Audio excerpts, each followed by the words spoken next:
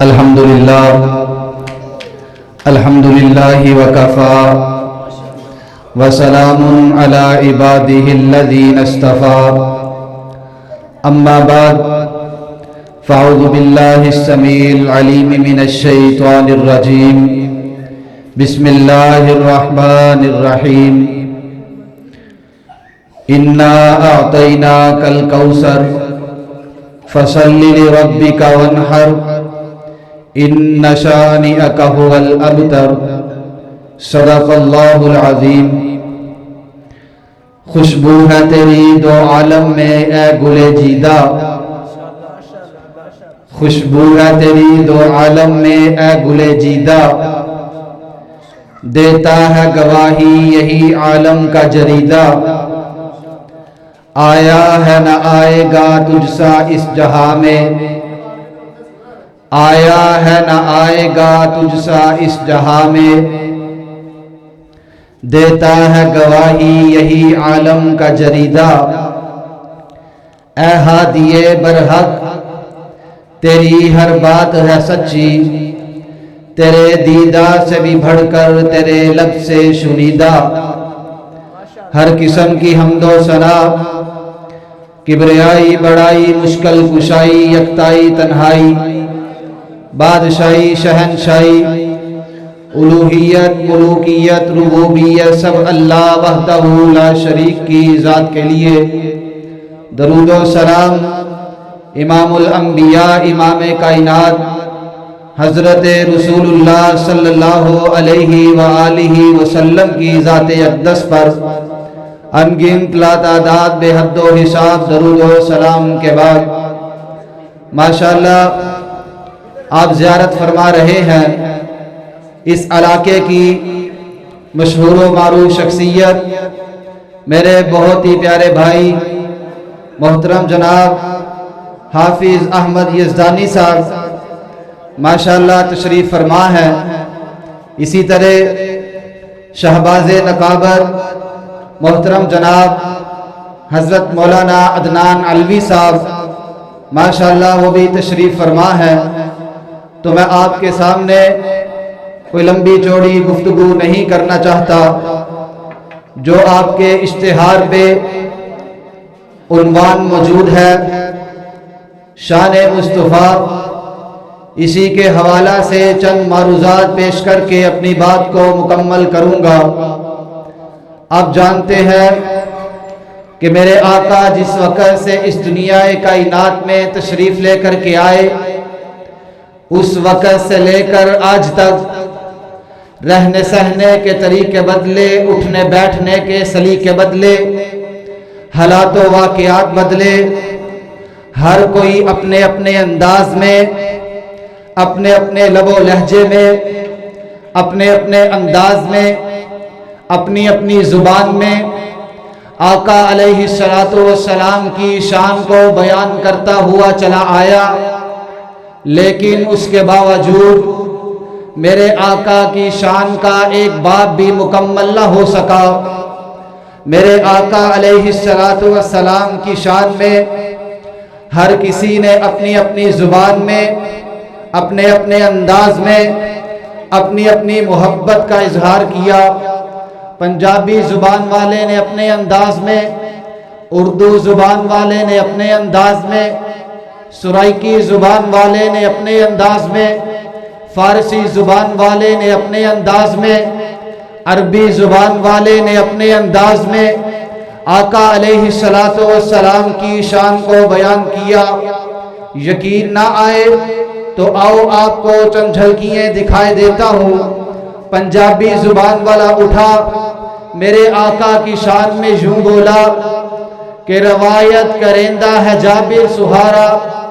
پنجابی زبان والے نے اپنے انداز میں آقا علیہ السلام کے ساتھ محبت کا اظہار کیا۔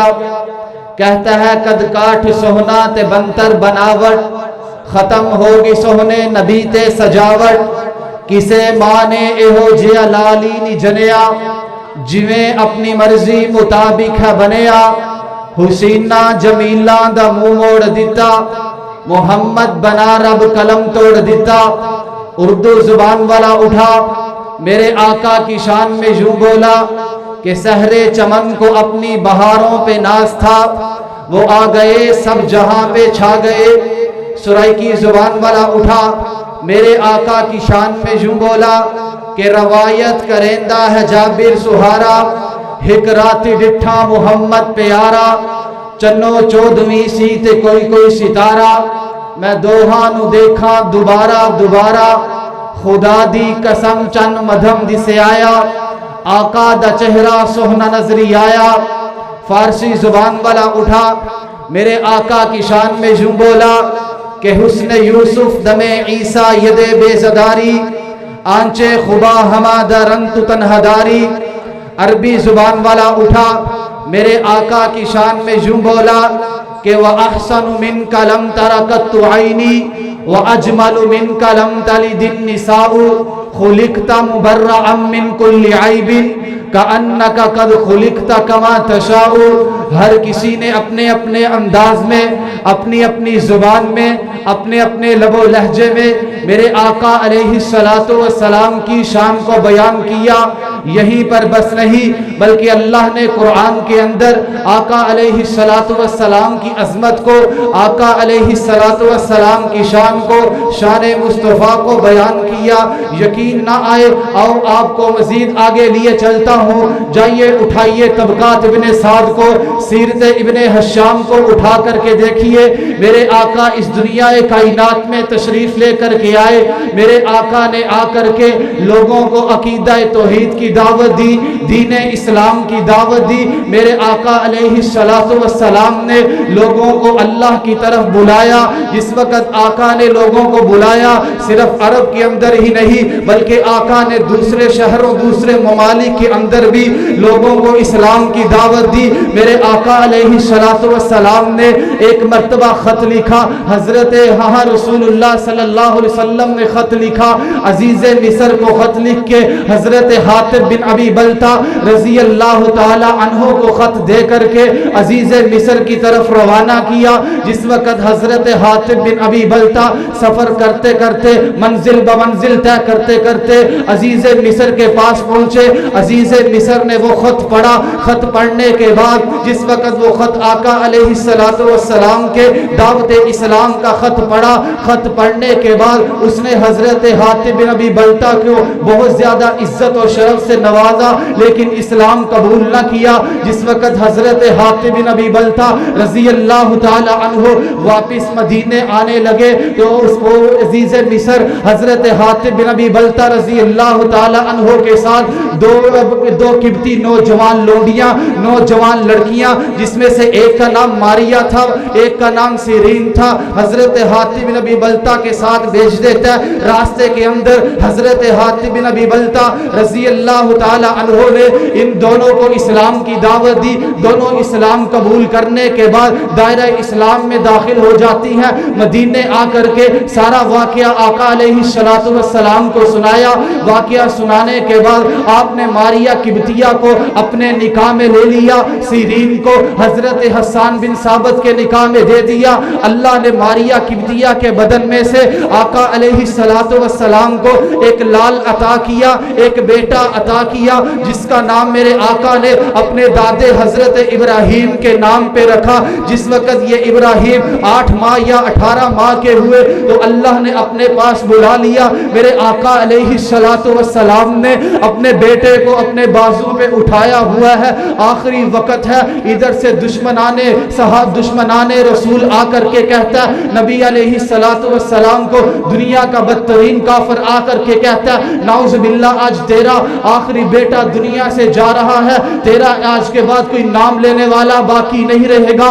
اللہ نے آسمان سے جبریل کو قرآن دے کر کے آقا علیہ السلام پہ نازل کر دیا۔ فرمایا اے جبریل جی رب جلیل لے جا میرے نبی کی طرف دلیل۔ اللہ جی کیا حکم ہے؟ فرمایا جا میرے نبی کو تسلی دے دے۔ فرمایا انا اعطیناک الکوثر فصلی لربک وانحر ان شانئک ھو الابتر۔ اے نبی ہم نے آپ کو حوض کوثر عطا کیا ہے، اے نبی ہم نے آپ کو کوثر عطا کی ہے، کوثر نہر عطا کی ہے۔ فرمایا فصلی لربک وانحر، آپ نماز پڑھے اور قربانی کرے، ان شانئک ھو الابتر، آج آ کر کے جو تمہیں دانے دیتا ہے کہ تمہارا نام لینے والا کوئی باقی نہیں رہے گا، فرمایا ان شانئک ھو الابتر، اے نبی ان سے کہہ دیجئے کہ تمہارا نام باقی نہیں رہے گا۔